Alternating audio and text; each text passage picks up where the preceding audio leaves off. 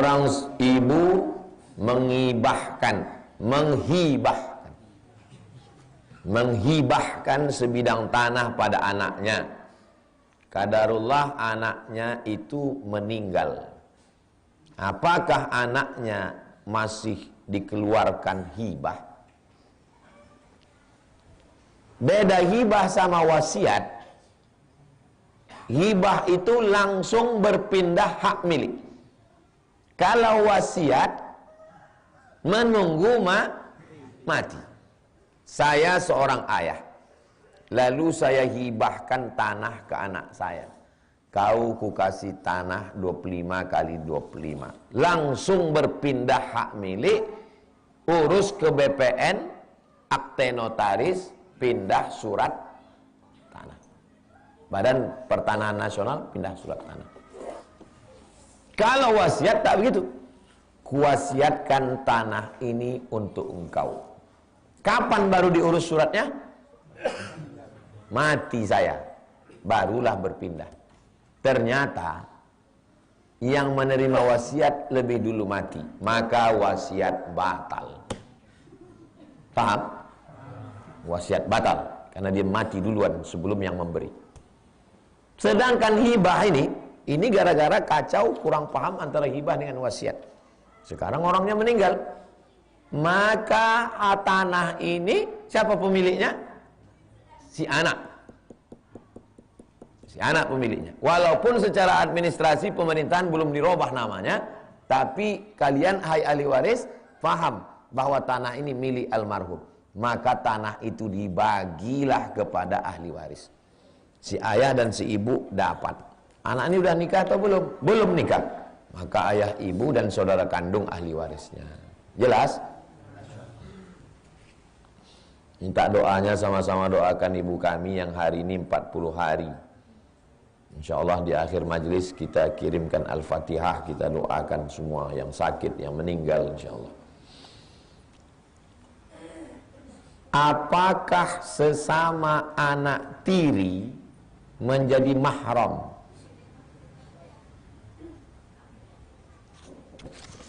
Si A duda beranak 1, si B janda beranak 4. Memang ditunggu bapaknya. Judul lagunya Baranak Ampek dan Nanti Juga. Awalnya lagu dia judulnya Kutunggu Jandamu. Rupanya beranak, lalu berubah lagu dia, kata dia Baranak Ampek dan Nanti Juga. Setelah ampek anaknya meninggal lakinya. Nikahlah orang ini. Tak ada di sini, ini saya menjelaskan biar mudah.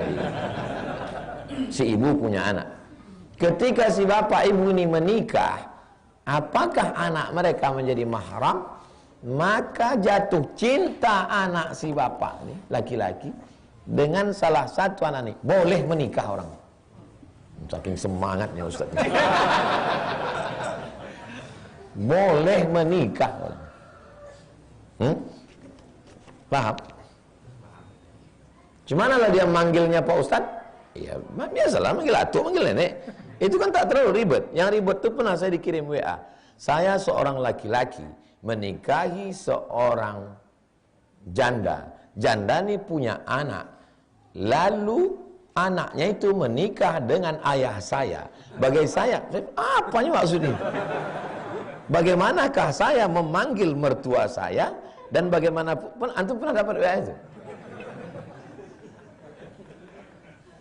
Jelas? Ini tidak. Kalau antum lajang nikah dengan janda, anaknya itu sama antum anak apa namanya? Anak tiri, mahram.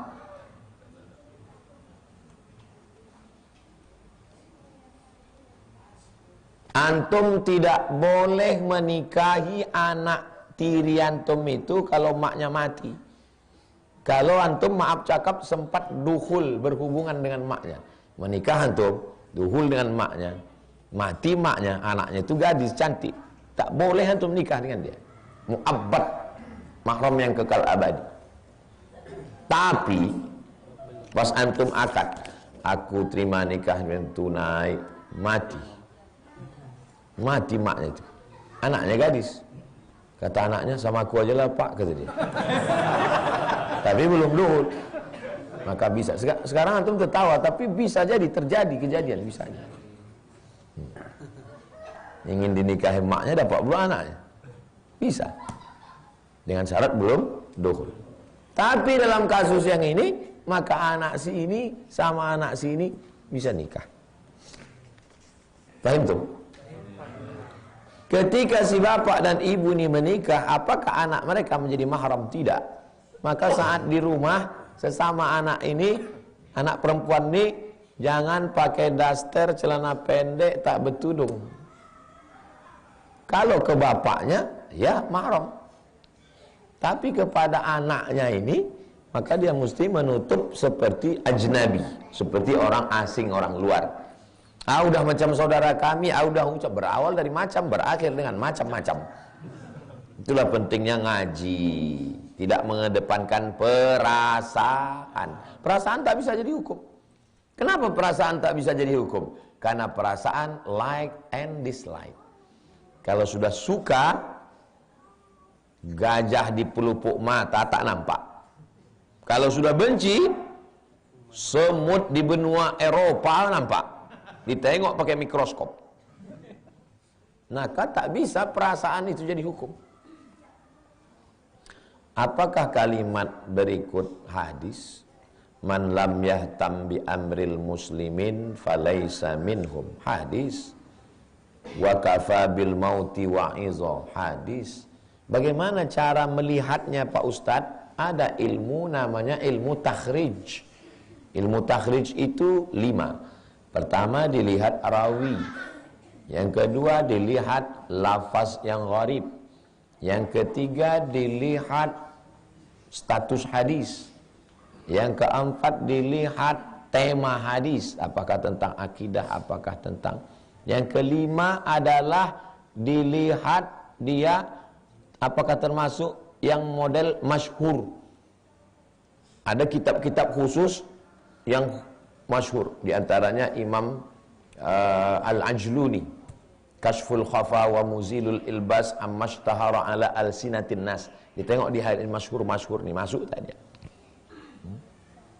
Saya sudah tulis buku takhrij itu. Saya diminta dulu Pak Kadar untuk mengajar takhrij. Assalamualaikum Pak Kadar, saya baru pulang dari Maroko. Kasihlah saya satu mata kuliah. Nanti ngajar mata kuliah takhrij hadis. Saya tulis buku. Jadi satu buku. Nanti kalau Pak Kadar minta saya ngajar, ini bukunya. Sampai sekarang tadi mintanya saya ngajar. Ada bukunya di rumah. Saya kalau diminta orang serius, langsung jadi buku. Buku takhrij. 5. Cara mencari hadis. 5 metode ini hilang. Gara-gara apa? Google. Antum tulis di Google, langsung antum ketemu. Wa kafa bil mauti wa'iza. Wa kafa. Itu makanya hadis mesti hafal agak 3 kata dapat. Wa kafa bil mauti wa'iza. Enter. Dapat. Kafa bil mauti wa'iza. Cukuplah kematian sebagai nasihat. Banyak yang memuat kafa bil mauti wa'iza. Kafa bil mauti wa'iza. Cukup. Banyak yang memuat. Kafa bil mauti wa'iza. Kafa bil mauti wa'iza. Kafa bit tuqa ghina. Kafa bil ibadati syughla. Kafa bil qiyamati mau'ila. Kafa wa billahi mujaziyah. Banyak sekali. Rawahu Tirmidzi wan Nasa'i wa sahahu Ibnu Hibban. Dengan syarat antum hafal agak 3 kata. Saya hafal nih Pak hadisnya. Apa bunyi hadisnya? Qala. Bisa di hadis qala. Hafal lafaznya yang agak tak sama dengan yang lain, itu namanya kalau istilah sekarang keyword. Ke kunci, word kata. Kata kunci, hafal. Kalau antum tak mampu menghafal secara keseluruhan, cara memudahkan untuk menulis makalah, tak bisa mencari hadis terjemah, tak bisa. Man lam yahtam bi amril muslimin. Tapi Pak Ustadz, handphone saya tak bisa nulis Arab, berarti belum mu'alaf.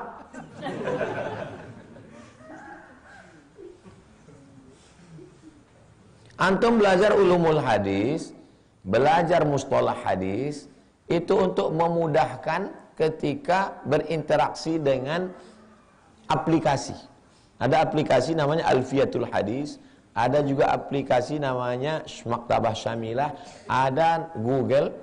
Dengan antum belajar mustalah hadis, antum bisa membedakan mana kitab induk, mana rawi a'la, mana kutub sittah, mana kutub sab'ah, mana rawi, mana matan, mana sanad. Itu semuanya untuk mudahkan. Jangan gara-gara ini, tak ada gunanya lagi belajar mustalah hadis, udah ada Google. Enggak. Faham tuh? Kalau penghasilan per bulan 6 juta, apakah wajib membayar zakat penghasilan? Saya buka usaha yang penghasilannya tak tetap setiap bulan. Dan apakah untuk membayar zakat penghasilan ditambahkan penghasilan suami dan istri? Mohon penjelasan. Kalau 1 bulan 6 juta, 10 bulan 60 juta, 12 bulan 72 juta. Sedangkan nisab zakat emas 85 gram.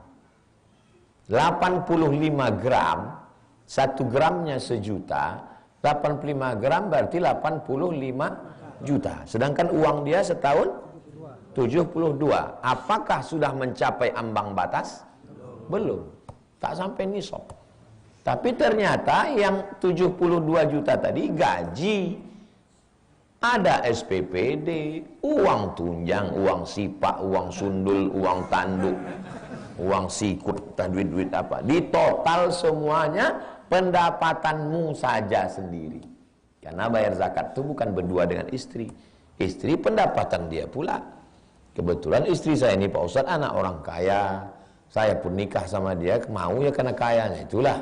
Kalau mukanya biasa aja ya Pak Ustadz. Kebetulan dia anak sematawayang, sawit ayahnya luas, karet luas, ruko banyak. Waktu itu ayahnya di ruang ICU, itulah aku nikahi Pak Ustaz.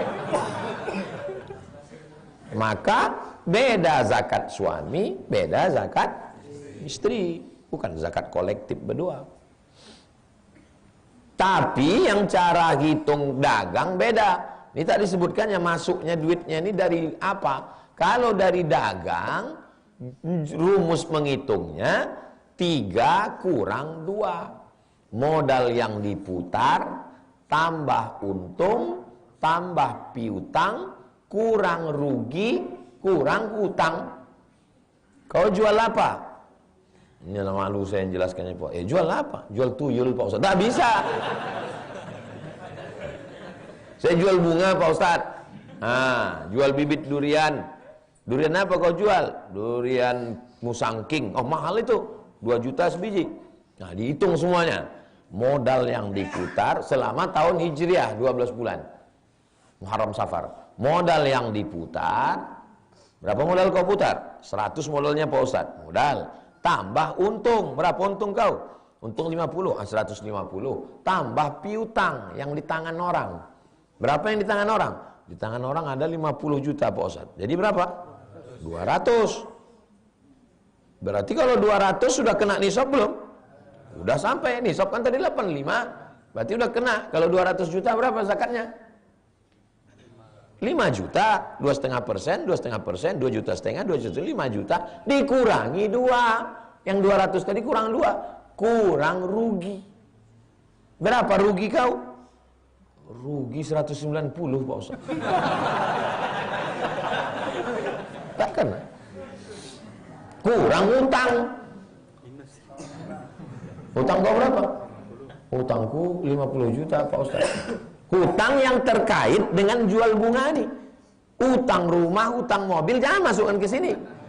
Ini lain ini. Maka kalau ada orang, kau kenapa tak berzakat? Aku masih banyak hutang. Hutang apa? Hutang mobil, hutang rumah. Ini tak masuk.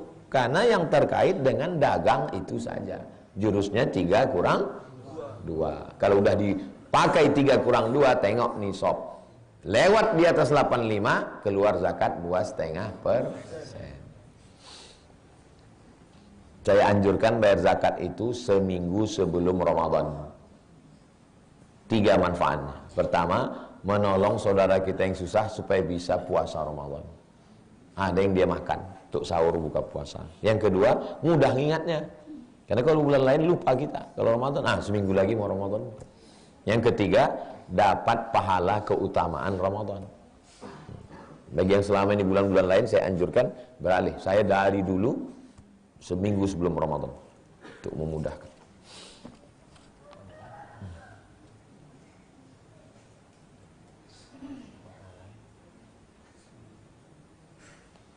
Saya seorang ibu, 1 anak, keluarga baru, berjalan 2 tahun. Suami, anak saya, suami dan anak di perantauan. Suami bekerja, istri ibu rumah tangga. 1, sehari-hari saya mengerjakan seluruh pekerjaan rumah dan mengurus anak. Sebenarnya tidak apa-apa, tapi lama-kelamaan saya lelah karena tidak ada yang membantu. Bahkan untuk persoalan mengurus anak, saya bisa menghentikan pekerjaan rumah yang padahal suami ada di tempat, tidak membantu dengan alasan nggak pandai.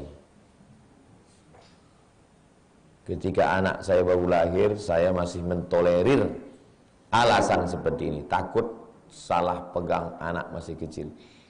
Namun kini anak sudah 13 bulan, tetap saja tidak mendapatkan bantuan. Saya pernah meminta bantuan untuk mengurus anak karena saya harus mengerjakan pekerjaan rumah, namun nihil dengan alasan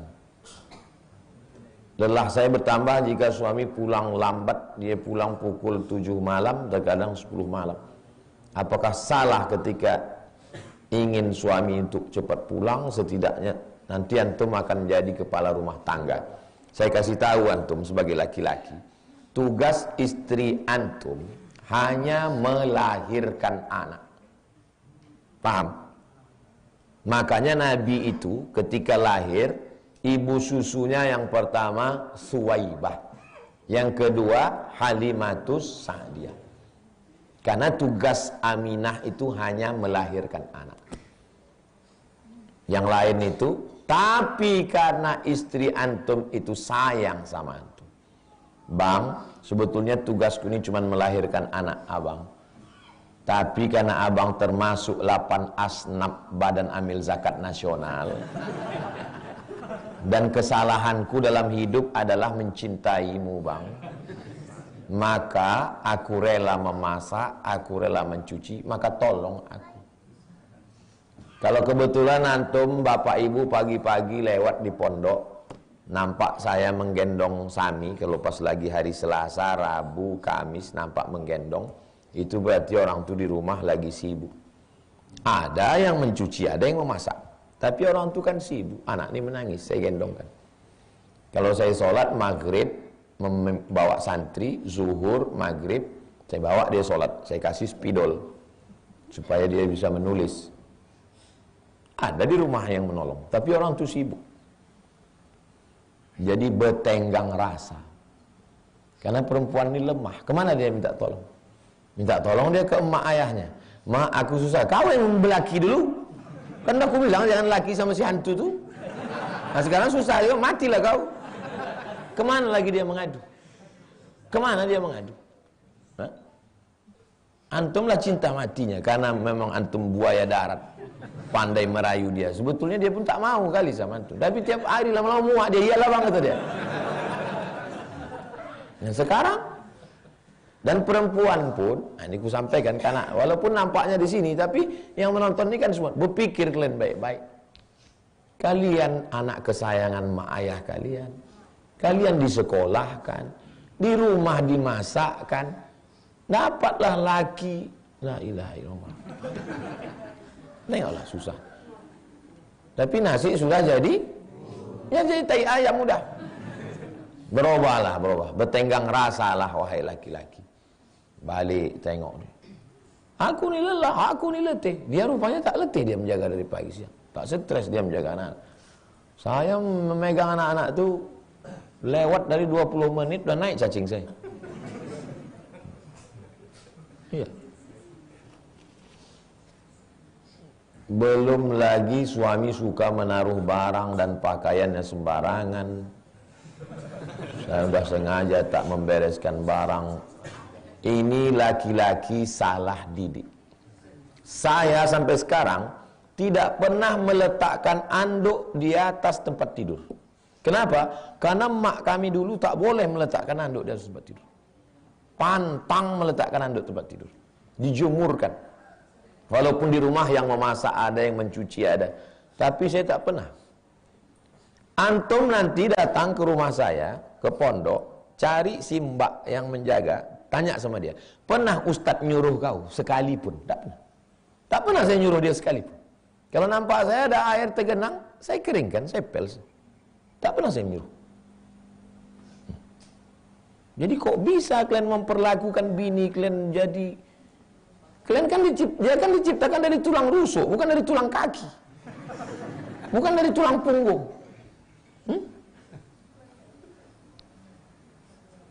Sepatu tempat sepatu, pakaian kotor tempat pakaian kotor. Saya kalau pulang saya tadi malam dari Aceh, pakaian kotor saya ambil, saya tempatkan pakaian kotor. Makanan-makanan saya bungkus, ini untuk si fulan, ini untuk si fulan, ini untuk si fulan. Bukan diserahkan semua ke bini. Siapa yang mendidik begitu? Yang mendidik begitu mak saya. Jadi kalau kalian dapat mak yang baik, insya Allah anak-anak baik. Melipat pakaian, menyetrika pakaian. Kalau ada orang menolong, bagus. Ini dari susunnya bagus-bagus. Antum pilih macam Iran muka maupun. Ketika dikasih tahu menunjukkan aku laki-laki superior. Kan kasihan. Bayangkan kalau perempuan itu adik antum digitukan orang. Bayangkan kalau perempuan itu anak perempuan antum digitukan orang. Kan berpikir. Yang paling halus dalam Islam diajarkan adalah merasakan perasaan orang lain. Katanya cinta. Mana cinta? Bohong itu berarti. Ada satu nasihat orang tua kepada calon suami anaknya. Kuserahkan anakku ini kepada engkau. Kubesarkan dia dengan tetes peluh dan air mata. Ku kasih dia kepada engkau karena Allah dan Rasul yang menyuruh. Itu bunyi soundtracknya. Persoalan kebutuhan biologis harus dituruti. Udahlah dia susah, dia menyetrika, dia mencuci, dia menyerah anak, pakaian berserak. Antum pula mau. Kan ada videonya tuh. Ada orang ngirim saya video. Pagi rudal, siang rudal, malam rudal. Dapat antum video tuh. Orang dari timur. Jika saya menolak, dia akan mendiamkan seharian, bahkan hingga berhari-hari. Banyak perempuan merasakan macam ini, tapi tak bisa diungkapkannya. Maka saya sampaikan ini, ditonton oleh jamaah. Mudah-mudahan yang laki-laki paham, yang perempuan paham. Saling memahami. Hafal pula dia hadis. Kalau tidak mau menurut dilaknat Allah. Rupanya kau tak kena laknat juga. Kasihan. Saya tak punya saudara perempuan. Tak ada adik saya perempuan. Saya laki-laki dua-dua. Anak saya pun tak ada perempuan. Tapi saya banyak sepupu perempuan, keponakan saya perempuan. Saya membaca ini, saya bayangkan bagaimana kalau keponakan saya, anak adik saya. Bagaimana kalau sepupu saya digitukan orang. Terkadang saya merasa bersalah, namun saya juga realistis dengan kondisi fisik dan hati saya.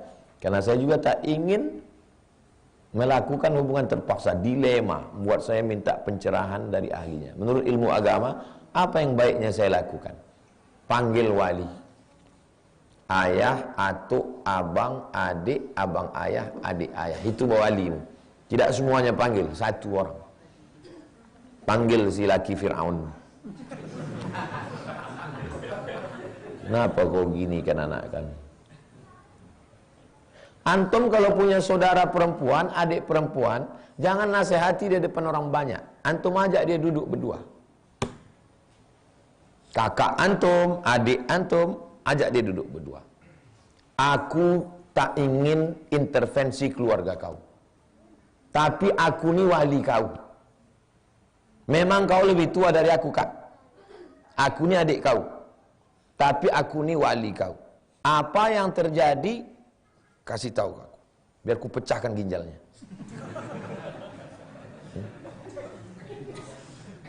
Jangan biarkan dia stres. Stres dia, depresi dia, diminumnya racun. Udah banyak antum baca kejadian orang minum racun, diracunnya semua anaknya kan. Stres dia, depresi, susah dia. Kan kasihan itu. Tanya dia. Saya kalau bicara sama keponakan saya, sama anak saya, tidak depan orang banyak, berdua. Pas libur sekolah, habis sholat subuh, saya ajak dia berdua. Empat mata. Gimana kau di pondok? Sehat, Wak? Kawan-kawan di kelas tuh gimana? Di asrama gimana? Ada membuli kau? Ada yang mengejek-ejek kau? Enggak ada. Baik semua, iya.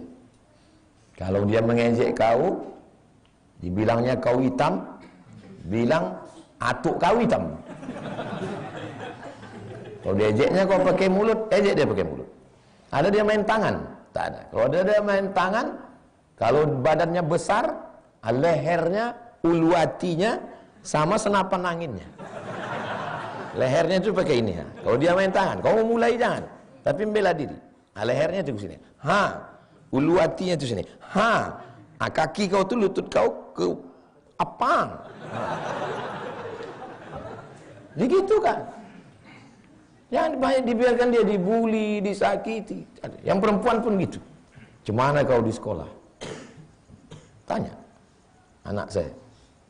Gimana kau di sekolah? Berapa orang? 30 bah, kata Hazik. Ada yang nakal mengganggu-ganggu, ngejek-ngejek? Enggak ada bah. Baik semua? Iya. Mana orang berani membuli Hazik? Dia yang paling besar di situ.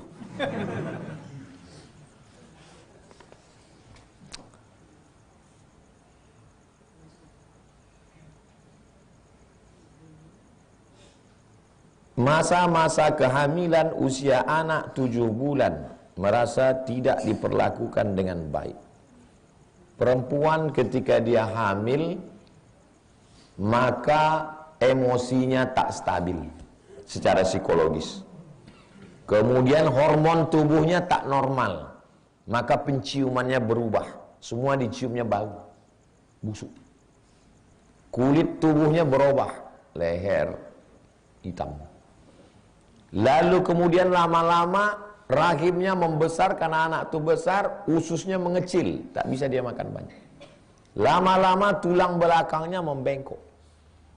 Dua berubah, psikologisnya berubah, fisiknya berubah. Maka dia perlu penanganan yang lebih dari biasanya. Antum laki-laki, antum akan punya istri, yang kedua akan menikah. Antum mesti paham itu. Makanya saya dulu diajak Pak Asari Nur, Kepala Kantor Kementerian Agama Riau, Ustadz, mesti ada kursus pernikahan supaya laki-laki itu tahu dia tanggung jawab. Sempat rasanya saya tak kuat, minta dipulangkan ke orang tua karena saya letih, tak tahan dengan makian, menyakitkan. Tapi saya pikir ribuan kali saya sudah sampaikan, rasanya nasihat ini cukup, nanti ditonton, dipotong, potong video ini, cari yang pandai motong, tim media potong, yang khusus ini share untuk menyelamatkan perempuan-perempuan yang teraniaya. Kasihan, bagaimana kalau dia saudari kita, anak kita. Pertanyaan terakhir, apa yang membedakan Allah memberikan ujian kepada hambanya dengan Allah memberi signal untuk memberi kita petunjuk? Pertama, panggil wali supaya dinasehati dia. Kalau dia tidak berubah juga, nasihat sekali lagi. Tak berubah juga, nasihat sekali lagi. Tak juga berubah 3 kali, istikharah. Ma khaba man istakhara wa ma nadima man istasyara. Minta petunjuk dari Allah Subhanahu wa taala. Jelas? Jangan aniaya. Wastahlaltum furujahunna bi kalimatillah. Perempuan itu menjadi halal karena Allah. Kata Nabi sebelum meninggal, an-nisa, an-nisa. Perempuan. Kenapa perempuan? Karena perempuan itu lemah. Jangan sampai perempuan teraniaya. Mudah-mudahan kita tidak termasuk orang yang zalim insyaallah. Amin ya rabbal alamin. Ya Rasul